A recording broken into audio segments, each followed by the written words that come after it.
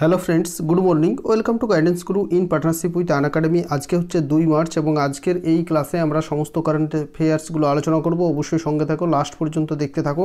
তোমরা নতুন হয়ে থাকলে অবশ্যই আমাদের চ্যানেলটা সাবস্ক্রাইব করো, পাশে দেওয়া বেল আইকন অন করো, তাহলে কিন্তু আমাদের প্রত্যেকটি ক্লাসের নোটিফিকেশন পেয়ে যাবে। এই চ্যানেলে আমাদের প্রত্যেকদিন সকালে কারেন্ট অ্যাফেয়ার্সের ক্লাস হচ্ছে এবং তোমাদের জন্য যে নতুন চ্যানেলটা ওপেন করেছি গাইডেন্সগুরু WBP, সেই চ্যানেলের লিঙ্ক ডেসক্রিপশনে দেওয়া আছে। সেই চ্যানেলে আমাদের প্রত্যেকদিন সন্ধ্যা 7:30-এ WBPর ক্লাস হচ্ছে এবং খুব শীঘ্রই তোমাদের জন্য ম্যাথ, রিজনিং, ইংলিশের ক্লাস শুরু হবে। চলো তাহলে আজকের ক্লাসটা শুরু করা যাক। আজকের আমাদের প্রথম কোয়েশ্চেন, সম্প্রতিকে global energy and environment leadership award দ্বারা পুরস্কৃত হলেন বা অ্যাওয়ার্ড দ্বারা সম্মানিত করা হয়েছে। তো ভারতের প্রধানমন্ত্রী নরেন্দ্র মোদীকে সম্প্রতি global energy and environment leadership award দ্বারা পুরস্কৃত করা হয়েছে। অ্যানুয়াল সেরা উইক কনফারেন্স 2021-এ এই পুরস্কারটি প্রধানমন্ত্রীকে প্রদান করা হয়েছে এবং এই যে অ্যানুয়াল সেরা উইক কনফারেন্স 2021 এটা 1 মার্চ অর্থাৎ গতকাল শুরু হয়েছে, 5 মার্চ পর্যন্ত চলবে এবং এই সেরেমনিতেই কিন্তু এই অ্যাওয়ার্ড দ্বারা সম্মানিত করা হয়েছে। তাহলে এই প্রশ্নের উত্তর হয়ে গেল option A is the correct answer. পরবর্তী প্রশ্ন দেখব আমরা।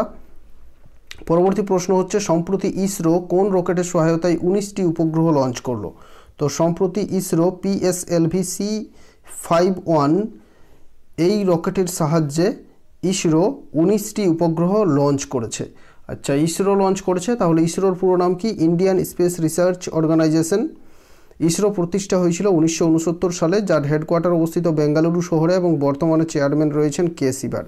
যদি ডিআরডিওর কথা বলি, তো ডিআরডিও প্রতিষ্ঠা হয়েছিল 1958 সালে এবং যার হেডকোয়ার্টার অবস্থিত নিউ দিল্লিতে এবং ডিআরডিওর বর্তমান চেয়ারম্যান জি সতীশ রেড্ডি।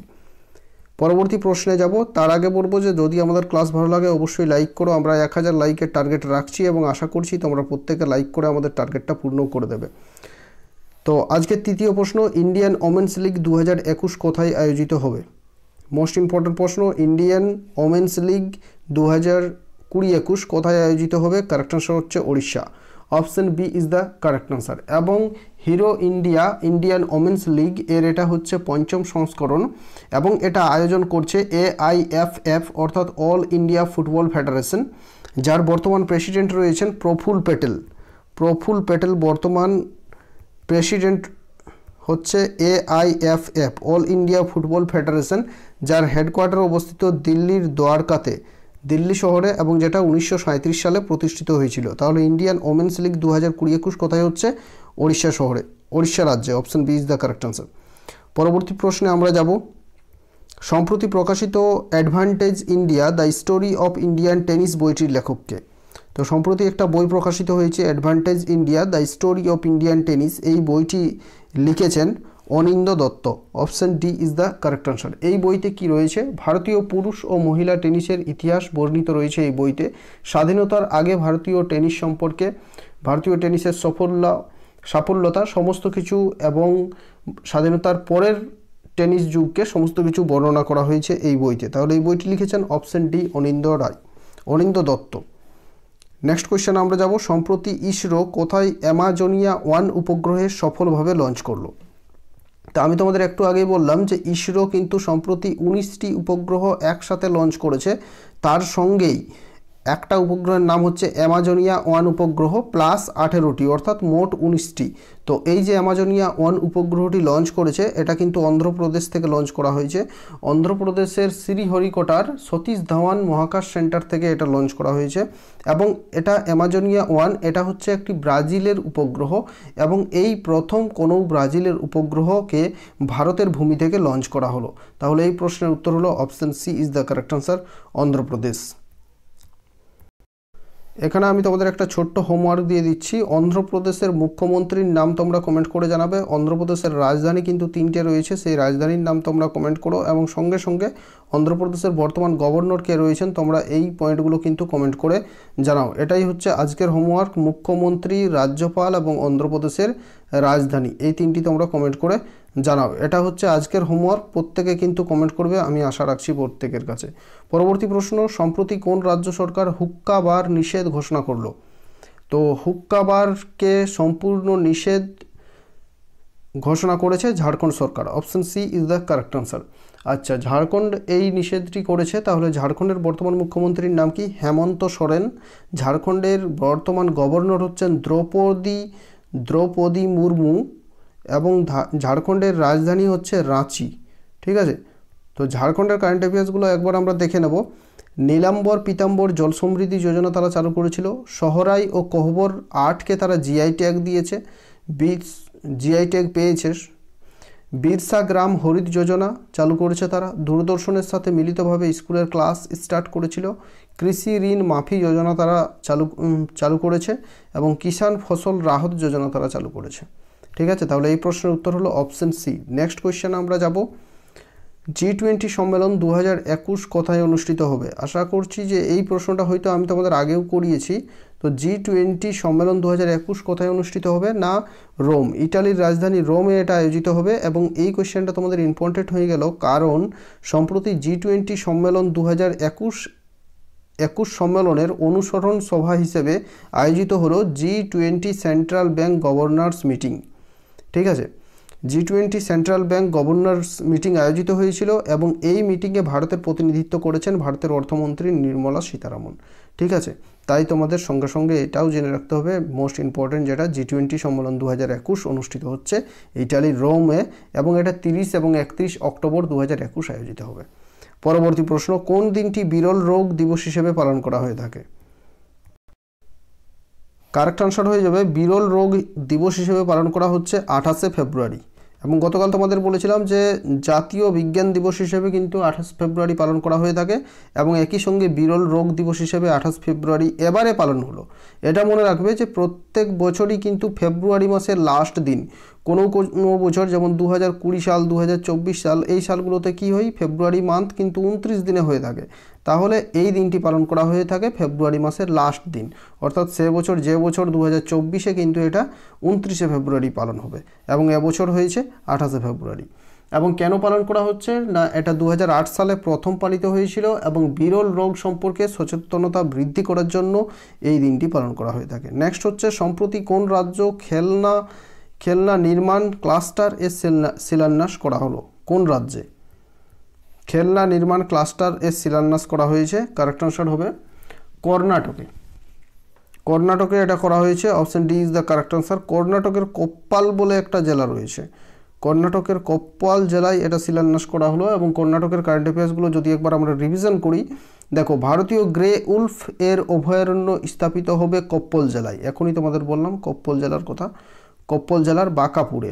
কোদাগু জেলায় প্রাক্তন সেনাপ্রধানকে এস থিমায়ার নামে মিউজিয়াম নির্মিত হলো, সেটা হচ্ছে কোদাগু জেলায়। 31তম জেলা গঠিত হলো বিজয়নগর। দ্বিতীয় খেলো ইন্ডিয়া গেমস 2021 আয়োজিত হবে কর্ণাটকে। এবং খেলো ইন্ডিয়া ইউনিভার্সিটি গেমস যদি বলা হয় তখন কিন্তু হবে হরিয়ানাতে।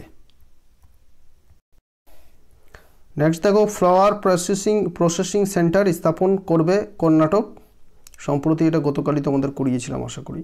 আচ্ছা, কর্ণাটকের বর্তমান মুখ্যমন্ত্রীর নাম কি? বি.এস. ইয়েদিদুরাপ্পা। এবং কর্ণাটকের বর্তমান গভর্নর হচ্ছেন বাজুভাই বালা। কর্ণাটকের গভর্নর বাজুভাই বালা। কর্ণাটকের রাজধানী হচ্ছে বেঙ্গালুরু। বেঙ্গালুরু শহরে সম্প্রতি কেম্পেগৌড়ার 108 ফুট উঁচু একটা মূর্তি স্থাপন করা হয়েছিল, কারণ বেঙ্গালুরু শহরটি প্রতিষ্ঠা করেছেন কেম্পেগৌড়া। ঠিক আছে, তাহলে এই প্রশ্নের উত্তর হলো অপশন ডি। পরবর্তী প্রশ্নে যাব আমরা। সম্প্রতি কাকে সাহিত্য একাডেমি ফেলোশিপ এর জন্য মনোনীত করা হয়েছে? তো সম্প্রতি বেলচেরু রাওকে সাহিত্য একাডেমি ফেলোশিপের জন্য মনোনীত করা হয়েছে। আচ্ছা, কেন মনোনীত করা হলো এবং বেলচারু রাওটাকে? বেলচারু রাও হচ্ছে তিনি একজন তেলেগু সাহিত্য লেখক ও কবি এবং তেলেগু সাহিত্যে অবদানের জন্য বেলচারু রাওকে কিন্তু এই সাহিত্য একাডেমি ফেলোশিপ এর জন্য মনোনীত করা হয়েছে। নেক্সট কোয়েশ্চেন, সম্প্রতি গবেষকরা কোন রাজ্যে আলপাইন গাছের একটি নতুন প্রজাতির খোঁজ পেয়েছেন? তো সম্প্রতি অরুণাচল প্রদেশে উদ্ভিদ গবেষকরা আলপাইন গাছের একটি নতুন প্রজাতির খোঁজ পেয়েছেন। তাহলে option D is the correct answer. Arunachal প্রদেশের কারেন্ট অ্যাফেয়ার্সগুলো একবার দেখে নাও। অরুণাচল প্রদেশে কোন কোন টাইগার রিজার্ভ রয়েছে, যেমন পক্কে টাইগার রিজার্ভ অরুণাচল প্রদেশে অবস্থিত, নামধাপা ন্যাশনাল পার্ক অরুণাচল প্রদেশে অবস্থিত, পক্কে পাঘা হর্নবিল ফেস্টিভ্যাল এটা অরুণাচল প্রদেশে হয়ে থাকে। এখানে একটা জিনিস লক্ষ্য করো, পক্কে পাঘা হর্নবিল ফেস্টিভ্যাল বললে কিন্তু অরুণাচল প্রদেশ, এবং শুধু হর্নবিল ফেস্টিভ্যাল যদি তোমাদের বলা থাকে তখন কিন্তু নাগাল্যান্ড। 2003 সালের মধ্যে 100% ঘরে জলের ব্যবস্থা করবে তারা। পরশুরাম কুণ্ড তীর্থযাত্রা শুরু করলো। প্রাক্তন রাজ্যপাল মাতা প্রসাদ প্রয়াত হলেন। রাজ্যের সারিছু নদীর তীরে চীন একটি সম্পূর্ণ গ্রাম নির্মাণ করেছে। তাহলে এটা হচ্ছে অরুণাচল প্রদেশের কারেন্ট অ্যাফেয়ার্সগুলো আমরা রিভিশন করলাম। অরুণাচল প্রদেশের বর্তমান মুখ্যমন্ত্রী পেমা খান্ডু, অরুণাচল প্রদেশের গভর্নর হচ্ছেন BD মিশ্রা। পরবর্তী প্রশ্ন, চতুর্থ রাজ্য হিসেবে কোন রাজ্য মহিলা স্কোয়াডকে পুলিশের অন্তর্ভুক্ত করলো?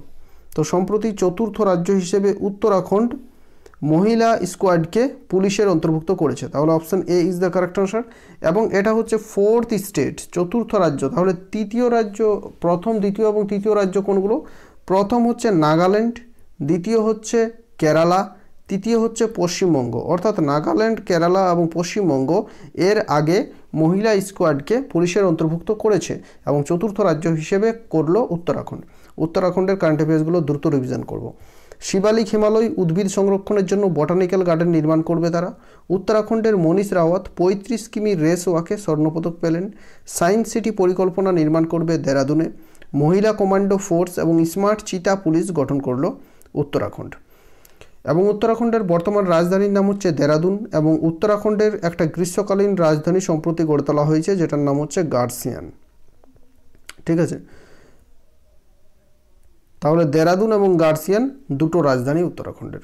উত্তরাখণ্ডের বর্তমান মুখ্যমন্ত্রী ত্রিবেন্দ্র সিং রাওত এবং উত্তরাখণ্ডের গভর্নর হচ্ছেন বেবি রানী মৌর্য। আজকের এই 12টি কোয়েশ্চেন ছিল এবং আমাদের ক্লাস ভালো লাগলে অবশ্যই তোমরা প্রত্যেকে লাইক করে দাও।